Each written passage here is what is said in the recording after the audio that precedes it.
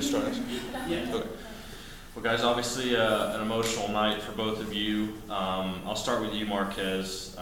4 years here, last regular season home game.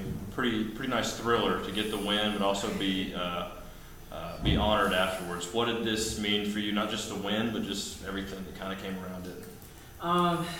It's really hard to put in words.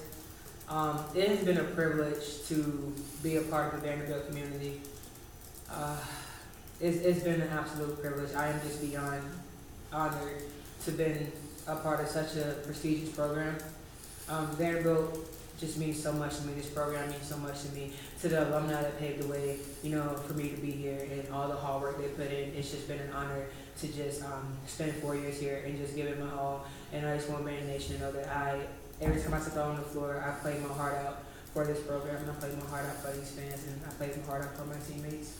And the past 4 years have just been beautiful. It's been a beautiful experience. I've grown so much as a person, and that's what I'm just most proud of, honestly. So just thank you so much to all the fans.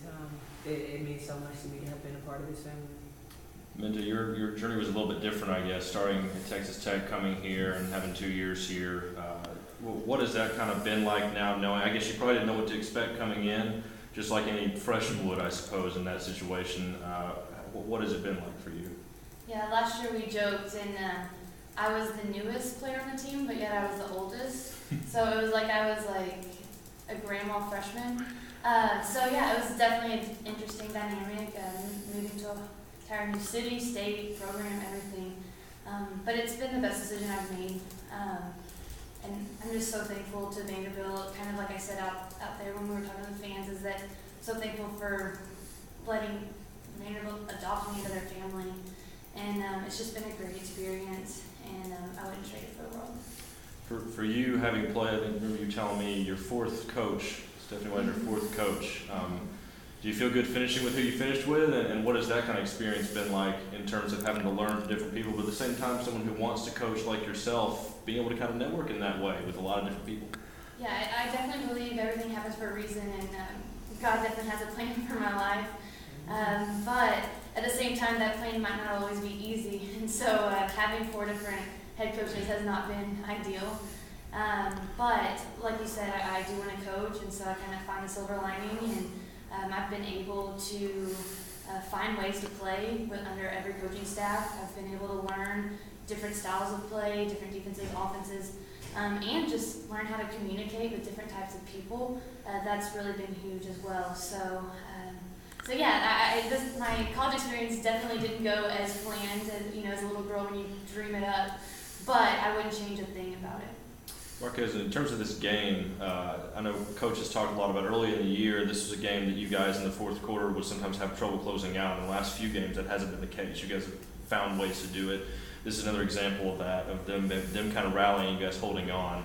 What's kind of been the difference the last few games for you guys in terms of the late moments in these contests? I think the difference is time. We've had time to mature over the season. We've been in those situations before. So I think it's time and just maturing and understanding that we don't need to rush. Basically, we stopped being insane. The definition of insanity is doing the same thing over and over, expecting different results. We did something different. We were able to take care of the ball down the stretch. We were able to hit free throws down the stretch. We were able to get big stops down the stretch. So I think that's what it really was, just time and just learning from our past experiences and just being more mature. Because obviously we are a very young team. So I think just throughout the season, just growing up and just understanding those pressure situations. But I think you guys have won 3 of 4 now, I'm pretty sure, something along those lines. So to do that now, knowing that the SEC tournament is just around the corner, obviously one more regular season game, but the tournament coming up, to be able to play like that right now, how important is that for you guys? Oh, it's huge. I mean, that gives us great momentum going to LSU on Sunday and then going into the SEC tournament. And so,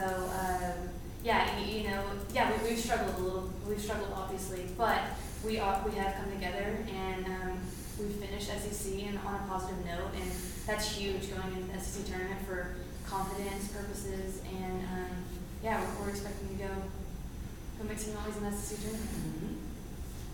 Marquez, what are you planning on doing after college? After college, I plan on playing basketball for as long as I can. After college, I plan on just pursuing just professional basketball.